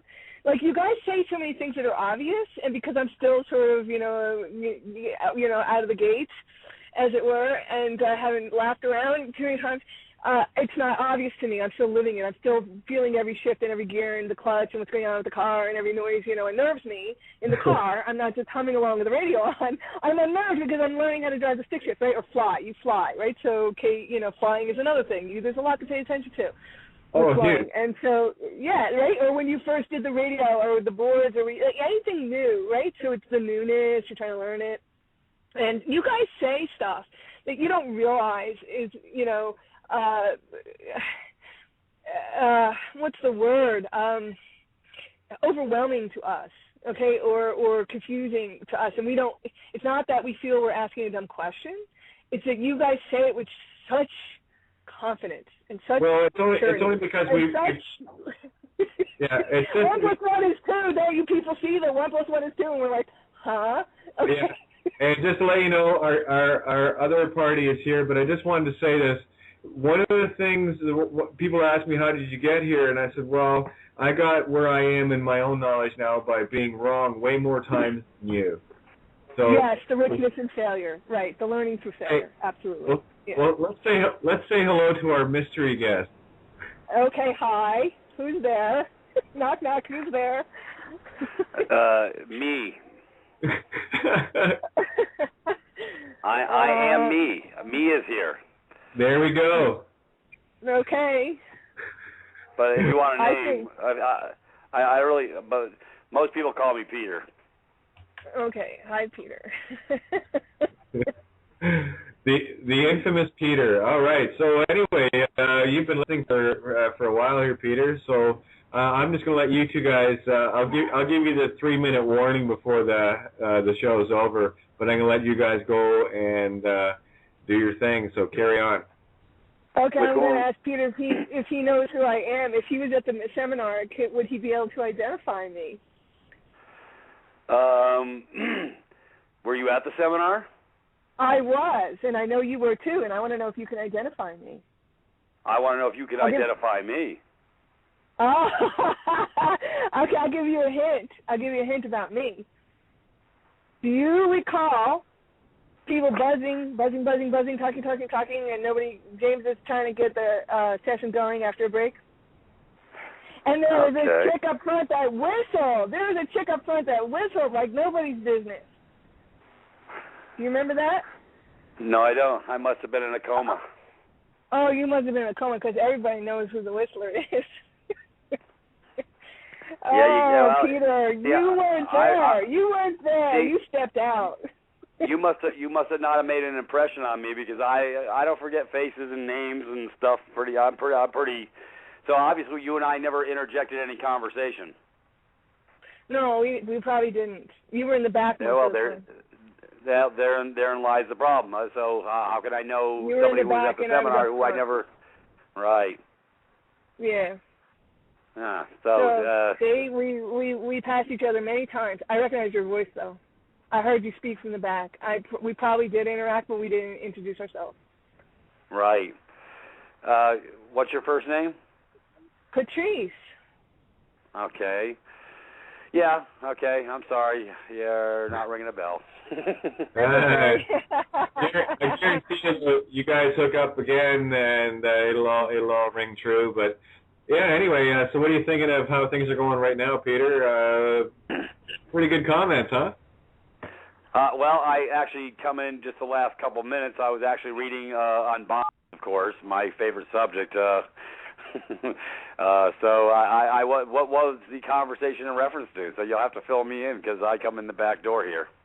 Well, we've just been talking about Patrice's experience with Divine Province, how she found her way there, and all the different things that have happened with regards to using the Divine Province ID and in all manner of ways, and how much fun it's been since she left the seminar with the ID. Very good.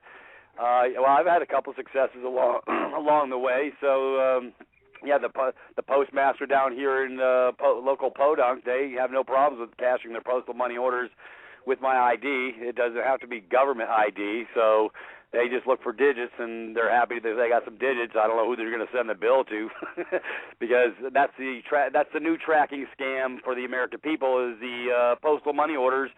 And if you just have the fiction ID, that's what they're drafting on the back of the instrument. So it's another traceable revenue source for a taxable event. You got to love all these clowns under the guise of somebody's been printing up bogus money orders. We're now tracing even the cashing of money orders, but I don't think they're going to be tracking nothing on mine. It'll go to JT at the front door, and well, it's not a taxable event. Yeah, perfect. That's a taxable event. Yeah. Well, that's what I say. Everything you use, they have a first lien on those FRNs, and this is what they're trying to lay claim to. So this is going nowhere. I just got some digits. It's got like a bunch of zeros and a 0052 in there because I was a 50-second guy through the front line on getting international ID, and that's all that references. So you got to love it. Oh, look at you, Divine 7. You got the Divine 7 number. Ah, she's got 7. Lucky 7. There you go. No, 5'2". It's 7. What number did you get, Patrice? You mean the last two numbers? The numbers at the end? I think mine is 69. I'd have to look. Oh, the magic. You got. I'm not touching this one with a 10-foot pole. I can't even go here. Hey, you really opened up the door on this. Yeah, the Magic 69. Yeah, I'm not even going there. That was a Navy thing. Okay, all right. It's actually right. Right. Well, Peter, what's happening with the insurance cards? Because on James's call the other night, he was saying that with the new website going up and the new method and streamlining everything to make it really easy, when you get the ID, the insurance card comes. But for those of us who were at the seminar, insurance cards were not at the ready. Are you guys going to be mailing out insurance cards to all of us that already have the IDs? I'm not mailing out nothing. Hey, sweetheart, I'm at the back of the bus finding out this information just like you are. What do you think? I'm sitting over in the office? Now, yeah, I thought you were everybody thinks I thought you were man. What's going on? I'm not binded at the hip with anybody. I'm over here in no man's land in the South, you know? Okay. I thought you were on deck, that's all. Bobby.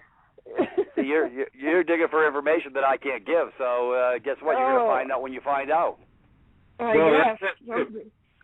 And something else I'm loving about the whole idea of the new web page is it's not quite ready yet, guys. So sit tight. It's all good. But the way things are being streamlined, I can see exactly what direction they're going, and it is a beautiful delivery of information into the Ethernet, where there is no plausible deniability, and it's beautiful. Right. Yeah, I'm real excited about it. Yeah, as a matter of fact, I do have my hitch tagged up to the master webmaster over there. He's ex-Navy, just like me. You gotta love this. 2 seagoing landlubbers that are now going to become landlubbers, and we were working in the Admiralty, literally for the U.S. Canoe Club. Right. Yeah, that's what I call the Navy. I was truly in the Admiralty for real. You got to love this. You got 2 Navy guys bringing everybody back to land. I mean, it just doesn't get any weirder than this. Oh, that was beautiful. The U.S. Canoe Club. That's friggin' awesome. Well, hey, you got Navy and Air Force here, so that's awesome. Cool. That's too funny. It's amazing. Both you guys can talk up a storm, and now I got you together, and everything gets quiet. Do I got to take the rest of the show here? Yeah, you got to take the rest. Right, we're being respectful of the space now. Oh no. Some more wins, guys. How about some more wins? Even maybe share something again, Patrice, in case people have tuned in a bit later. Yeah, tell me. Share with me, Patrice. I didn't get the nickel tour. Okay, so I'll give you the Reader's Digest version, Peter, and those who came in late will listen to it also. Basically, when I left the seminar, before leaving the seminar, what I did was I tried to take some of the action items, us good military people, we always have action items, right? So James would say things all along the way, well, do this or try this or, and I would write them down on my little, pad, and I'd go, okay, that's what I need to do. And before Sunday was out, I had a checklist. And so I'm like, okay. So I was there through Sunday night, and I didn't really leave until Monday. And a lot of people were leaving, they flew or whatever, but I had the luxury of leaving when I wanted because I had driven. And so I went to the Office Max and made copies of everything. I made copies of the ID, made copies of the order, made copies of the Title 18, combed through some of the documents that were on the trip that you guys were passing out. And then I set about making my first draft of my seal because James had said, JT said, everybody should try to make their own seal, your symbol. You can get a coat of arms, you can look at your name, there's different things you can do, but you need to create something, be creative about that identity, right? Make your own stamp and put it on these documents. Because people were saying, I don't know if you recall, but there were a lot of questions and answers during that period, but one of the questions that came up was, do we use the Postmaster General's seal? Because, when James signs, he's got that the seal at the bottom, and he signs through it, and he was telling us to sign through with the gold pen, and you too will be like gold. So, all these little things he would sprinkle in, which were kind of funny and true, and sort of either you got it or you didn't. And so I made my seal. I sat in my room on the computer, and I made the copies, and I drafted up the next morning at coffee.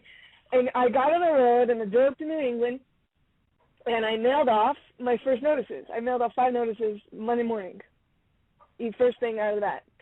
Wow. Hey, yeah. Well, you beat me and Mike to the punchline. But we do have it all set up for drafting for people to use the technology. We're actually going to put it in a format for everybody to understand in a minute. Right, and I used my seal, used the template that James had given us off the chip, modified it for the people that I was noticing, and my name and other things that needed to be changed. Dropped in my seal where he had his, and at the bottom right, and signed through, and set them off in the mail. And then when I took care of some business in New England, and then I used the ID successfully on my return trip to the mountains, to rent a car, get a hotel, change a phone contract. Everybody wants ID. I showed them the ID, not a problem. I rented a budget truck with the international driver's permit, not a problem. He didn't even blink. Didn't even blink.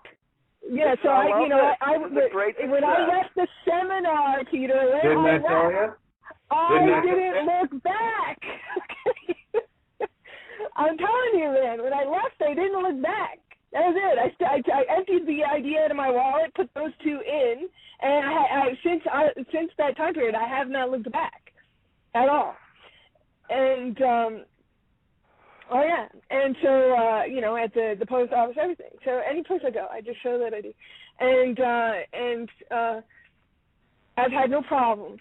I had one, and then I got a little bolder, so I was heading west, and before I headed west, I mailed off about halfway back.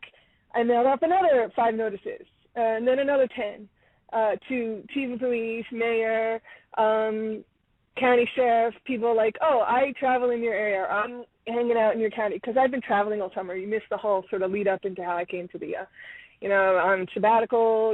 Kate was talking about camping for 2 months. I've been camping, if that's the operative word, for 5 months. So I've been, I made a big leap of faith.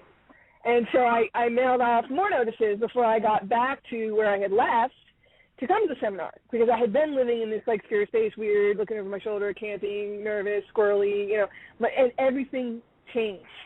Everything. The whole shift. Boom. When I left that seminar, used those IDs, started sending notices, and have not looked back. And tell them about the cop. Tell them about the cop. Oh, yeah, the one cop. I was sitting in the parking lot, and then they had just gotten the notices, maybe his boss or whatever, that the chief of police and the town mayor. And that day, it was, according to my mail, according to the tracking, they had gotten it that morning. And by that afternoon, 3 o'clock in the afternoon, I was in the parking lot or whatever, looking for a coffee shop to, I'm a Wi-Fi junkie, so I use my computer all the time. And he pulls up, I hadn't even gotten out of my car, I was just sitting in my car, going through papers and looking for he pulls up beside me, and the lot rolls down his window, and, so I roll down mine, and I'm like, yes. And he looks at me with a big old smile on his face, and he says, welcome to town, and I said, okay, thank you. And I said, and you are? He said, Officer Smith. And I'm like, yes, okay, Officer Smith. Damn. Right, yeah. And I'm like, he goes, you pay attention to the roads around here. I said, I will do that. And he goes, and welcome to town. And off he drove. That was it. He didn't say we got your letter. He didn't say I know who you are. He didn't say we already pegged it. Nothing. But they know who I am. Believe me. Perfect. Wow. Yeah. That's brutal. Okay, Peter. Now, so how did you integrate this conversation with him, and why did he stop you in the first place? He just wanted to give you some kisses or something? He didn't stop me. I was sitting in a parking lot. He didn't stop me. He just pulled up. Okay. I was sitting in a parking lot, and he pulled up next to me and rolled his window down, pulled up window to window, he oriented, we were facing each other driver's side to driver's side, and he rolled his window down, and I thought, okay, he wants to talk to me, so I rolled my window down. He didn't get out of his car. He just rolled his window down. And I'm like, hi, and then he said, welcome to town. And I was like, I know the timing was to the letter, to the notice, totally. And also a part that I didn't mention earlier, Kate, was I had noticed the next town over also, because I have a P.O. box in another town that's about 10 miles from here. I left to go check my box because I'd been away for 2 weeks. I'd been on the road for 2.5 weeks, driving out there, being at the seminar, spending time in New England. I stopped in the Midwest to see my mother, and then so I'd been gone for 2-3 weeks, from during all of this time period. So I said, well, I need to go check my box to see what's in the box.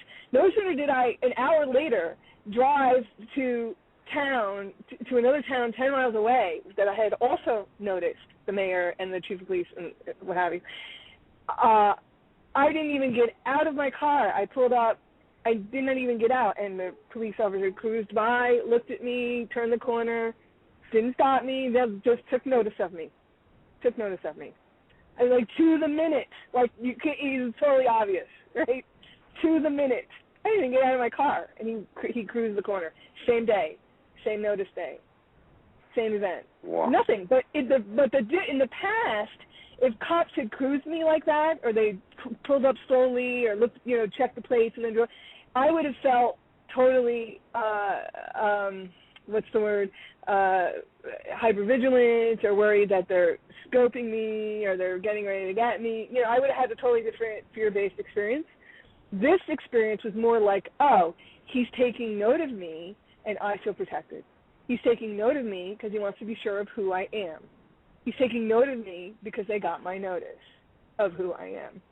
So cool. I'm like, this is a very different look and feel and touch to the whole cops are cruising. Right. It wasn't right? a harassment or not trying to breach your castle. It was No, this is about recognizing. Yeah. This is recognizing being that's walking around in the flesh suit. This is about stopping and putting into action that ethereal quality that I speak of, and it wasn't a fluke, and it's not quite as physical as people think it is. When you change your mind and universe hears, and you now play at a different level. You now play at the ethereal level. Yeah, and that's what it was. And I had left out that second encounter, Kate, earlier in the talk, but I did have that second encounter on that same day of the welcome. This second cop in the other town didn't pull up and physically welcome me and smile with a big Cheshire Cat grin like this cop that he was playing. The first one was playing with me, obviously. The second one did take notice, but he did so unobtrusively. He wasn't. I don't think he intended to spook me or scare me. He just, because it didn't feel that way at all. Whereas, where I had come from, if a cop had done me that way, something's waiting for me around the corner. That, right? So this had a very different feel to it. This was just like, oh, there she is. And then he went, like noticing me, like knowing who I am. It was very different. Very, very, very different feel to it. Yeah, and again, what's happening, and I'm sure you can both attest to this, I've seen it so many times myself now, the watchers, as I've referred to them, the dark energies that are trying to mess with things, are now being watched. And there are a lot of things coming into play now where people are losing the fear, finally, getting out of the fear paradigm. And I'm not talking to everybody.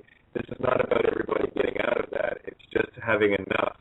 And there are more than enough of us now, and that's why this game is changing to a level that's going to be astonishingly beautiful. Yes. Oh, I can feel it. I mean, you guys talk about it. It's growing. The notices, again, Peter James had said at the seminar, if every one of you in this room can at least send out 10 notices that, there's 200 people in the room, we get to 2,000 immediately. If you guys send out 20 each, we double that to 4,000. And so, that was clear to me quickly that I needed to do my part. And I've already sent 25 notices in 3 different states, and I intend to send more. I'm going to just keep sending more. I'm going to change that to be a sort of generalized thing. Right. Kate, when I come to the realization on Patrice? Yes. She speaks 10 times faster than I am, and I'm a pretty damn fast talker from Yankee. Actually, she tried to slow me down. She tried to slow me down early in the radio show, but I think she gave up on it. I said, hey, I met my match. This girl talks faster than I do. I thought I was the fastest gun in the East, and this girl's making me look like I'm on Prozac. What she secretly agreed to before the show started was I wanted to get 4 hours of information into 2, and she's doing awesome, huh? Oh yeah. She must have done a line of crystal or something because she's in hyperspace.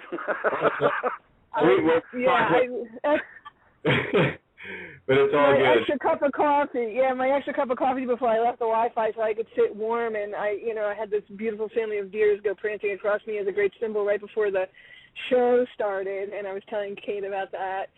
And basically, no, Peter, what I'm saying about the notices and what I've been evolving with the notices is that I'm like, wow, this is working at a local level. What if I generalize it and sort of address that question that came up? Why can't we tell everybody in the country? And, James's message about we need to educate. And he's like, I can't be the only one to do it. We have to educate them about all of us.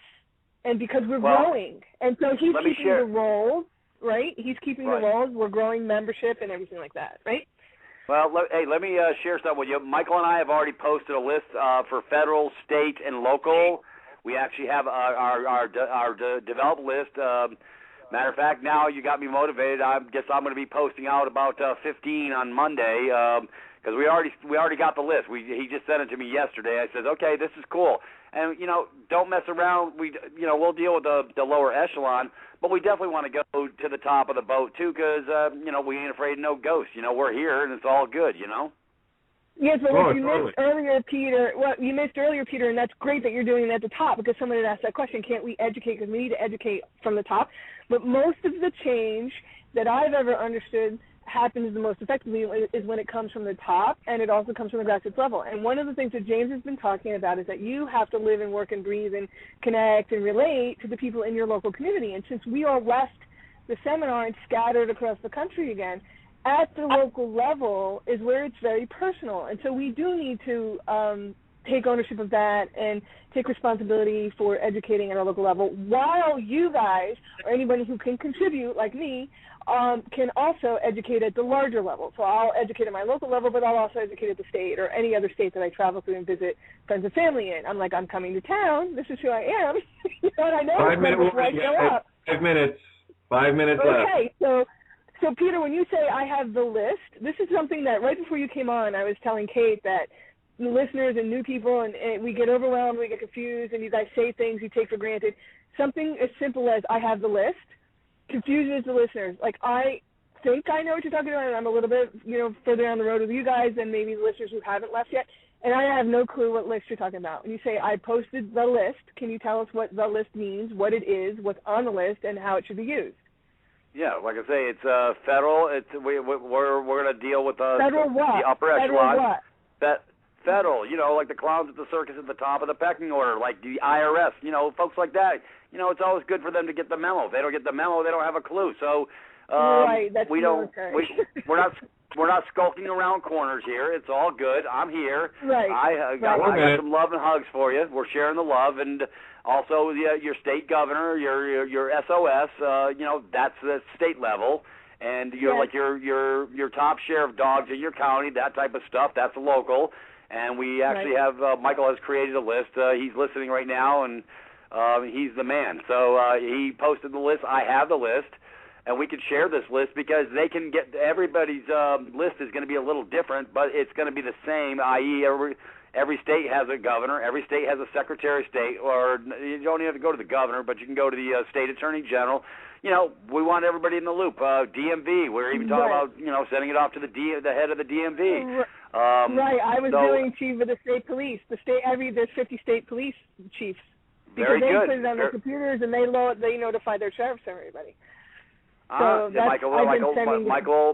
Michael hit that too. So this is good. Yeah. We're on the same page. Hey guys, we got 3 minutes there, so I'll give you each a minute to wrap up, and I'll ding the dong for you. I will thank you.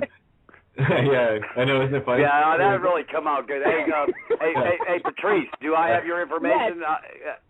Do you have? Well, you know where to find me. You know where to go. Just go to the Help Me page, Sui Juris, and send me an email, and I will get up with you. Yes, and Kate has my email, so she can send. Kate, you have my permission to send him my email direct. So if you want to go ahead and do that, make it quick. That's fine. And my only takeaway, once again, Kate, I don't even need a minute for it, but I'll say it 100 times if I say it once. If I can do it, you can too. That's right. Beautifully put. Well, we got 2 minutes left here. I'll do a little sign off. I just want to thank everyone for tuning in to Outside the Box here on Freedom Reigns Blog Talk Radio. What an awesome evening with you, Patrice, and thank you so much, Peter, for showing up. I'm so very glad. All the paper or information that anyone needs, stuff that I talk about, including the phone or the email you sent around with that audio of JT, is up on my blog page, or if it isn't, it will be shortly, at www.loveovermind.wordpress.com. And it's important that people know that so they can get there. I always wait for her to say 90 seconds. Anyway, so all the information's there, and I urge people to show up. And again, Patrice, we got 1 minute, so if you say a quick bye, and Peter as well. Okay, well, thank you so much for inviting me. It was an honor and a pleasure to join you tonight, Kate. I've been listening to you guys, and I feel so honored to be invited to speak or share or just be on the air. I was surprised when you said, yeah, come on. I'm like, oh, really? Okay, cool. Yeah. So thank you for that. Thank you so much for that, opportunity to be here tonight and share with anybody who's listening. And if they have questions or they write to you and they want to connect with me, feel free to share my contact information with them. That's fine. Okay. I'm like Peter. I'm not skulking or hiding or anything. I'm out here. I'm doing it. Let's go. Well, thanks, Thank Patrice. you. Thank Kate, you. Kate, I'll get up with you later. Patrice, I will definitely get up with you later once I get your email, and we will let's get together on Skype too, and we'll share some ideas. Excellent. Okay. Well, thank you both, guys. We got 15 seconds. I'll hook you guys up right after the show. Again, thanks for listening to Outside the Box. I'm your host, Kate of Gaia. Tune in next Wednesday, 7 to 9, Freedom Reigns, Blog Talk Radio. Much love to all, and to all, good night. Thank you, Kate. Bye. What was that? Hello? Skype? No. Yeah, No, I'm still on. Yeah, it takes a second.